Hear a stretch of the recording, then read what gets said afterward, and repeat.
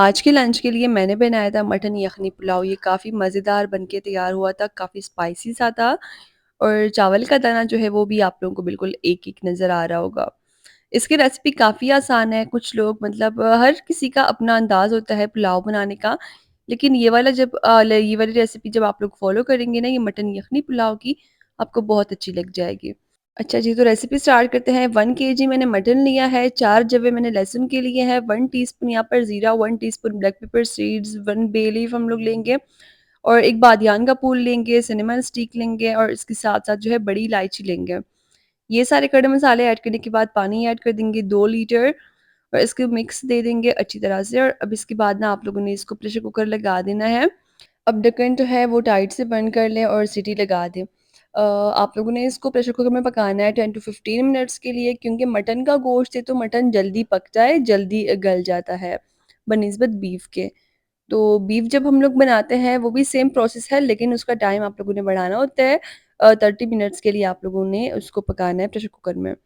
गोश्त हमारा गल चुका था, मैं आप लोगों को आगे जाकर दिखा दूँगी और इसके साथ ना 1 कप हम लोग घी या ऑयल ऐड कर देंगे कढ़ाई में और इसके साथ ना 2 प्याज़ यहाँ पर मैंने लिए थे, प्याज़ को मैंने बिल्कुल स्लाइसेस से कट कर लिया था, एक जैसे आप लोगों ने कट करने हैं। प्याज़ की कटिंग आप लोगों ने इस तरह से जो है इवनली करनी है क्योंकि अगर आप लोगों के प्याज़ ना छोटे-बड़े होंगे, तो वो आधे जल जाएँगे और आधे जो है ऐसे ही कच्चे रह जाएँगे। तो यहाँ पर हम लोगों ने बॉयल किया हुआ मटन ऐड कर दिया, लहसुन का पेस्ट ऐड कर दिया। अब इसको अच्छी तरह से हम लोग पका लेंगे, यानी कि मिक्स कर लेंगे, सौटे कर लेंगे। आप लोग देख सकते हैं गोश्त का कलर काफ़ी चेंज हो गया है, तो इस टाइम पर हम लोग डाल देंगे इसमें टमाटर। टमाटर यहाँ पर मैंने 4 अदद लिए हैं, चॉप करके डाल दिए हैं मैंने और इसके साथ-साथ हम लोग सब्ज़ी मिर्च ऐड कर देंगे। सब्ज़ी मिर्ची आप लोग अपनी मर्ज़ी के ले सकते हैं, कम-ज़्यादा भी कर सकते हैं। अब ये सब डालने के बाद आप लोगों ने इसमें डालना है नमक, तो नमक भी आप लोग अपने टेस्ट के मुताबिक ऐड कर सकते हैं, लेकिन 1 टेबल स्पून जो है 1 केजी के लिए बिल्कुल इनफ रहता है। ये जिस चम्मच से मैंने दिखाया है ना, इसी चम्मच से आप लोगों ने मेजर करके डालना है। तो ये वाला 1 चम्मच अगर आप लोग डालोगे ना, तो बिल्कुल इनफ रहेगा, लेकिन अगर आप लोगों को कम लगता है, तो फिर बाद में आप लोग भी फिर से एडजस्ट कर सकते हो। आगे जाकर मैं आपको बताती हूँ कि आप लोगों ने किस स्टेज पे आप लोगों ने नमक डालना है और चेक करना है। टमाटर को अच्छी तरह से हम लोग गला लेंगे। इसके बाद यहाँ पे मैंने 2 लीटर यखनी ऐड कर दी थी, जो हम लोगों ने गोश्त की निकाल दी थी। तो इसके साथ हम लोग 1 टीस्पून चिकन पाउडर ऐड कर देंगे, काफ़ी स्ट्रॉन्ग सा टेस्ट आता है और 1 टेबलस्पून ही यहाँ पर हम लोग गरम मसाला ऐड कर देंगे और 1 टीस्पून हम लोग डाल देंगे विनेगर यानी कि सिरका। सिरका आप लोग टेबलस्पून, टीस्पून अपनी मर्ज़ी से ले सकते हैं। अब इनको मिक्स दे देंगे और कवर लगा देंगे। अब कवर लगा के इसको छोड़ दें, जब बॉइल्स आ जाएँगे कुछ इस तरह से, उसके बाद आप लोगों ने चावल ऐड करने हैं।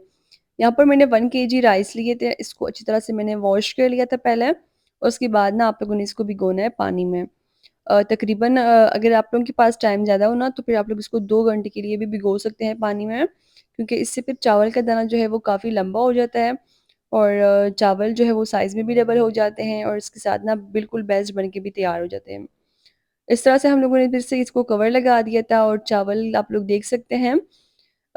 यहाँ पर हम लोगों ने चावल का पानी चेक करना है, इस टाइम पर पानी जो है उसकी थोड़ा-थोड़ा सा हम लोगों ने पानी रखना है, नमी जब तक की रह जाए। ये थोड़े छोटे-छोटे से बबल्स आप लोग देख रहे हैं, जब ये आ जाएँगे ना उसके बाद आप लोगों ने सब्ज़ी मिर्चें, फ्राई की हुई प्याज़ ऊपर से डालनी है और इसको दम लगा देना है। दम लगा देंगे हम लोग इसको 30 मिनट्स के लिए, बिल्कुल लो हीट के ऊपर 30 मिनट्स में ये बिल्कुल बेस्ट बन के हमारा यखनी मटन पुलाव रेडी हो जाएगा। आप लोग देख सकते हैं जब आप लोग इसका कवर हटाएँगे ना आप लोगों को मज़ा आ जाएगा। इसकी इतनी अच्छी खुशबू होती है, काफ़ी अच्छा टेस्ट आता है। अगर आप लोग इसको फर्स्ट टाइम में बनाओगे ना बिल्कुल बेस्ट बन के तैयार होगा। तो इस तरह से हम लोग इसको मिक्स कर लेंगे।